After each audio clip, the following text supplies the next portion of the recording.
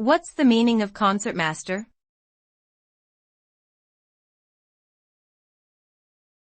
Concertmaster.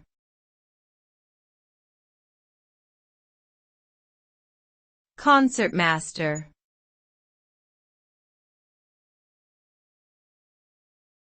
Concertmaster.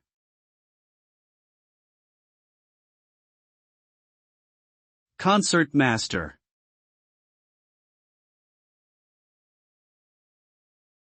A concertmaster is the leader of the first violin section in an orchestra. They are responsible for ensuring that the sections play together and in tune.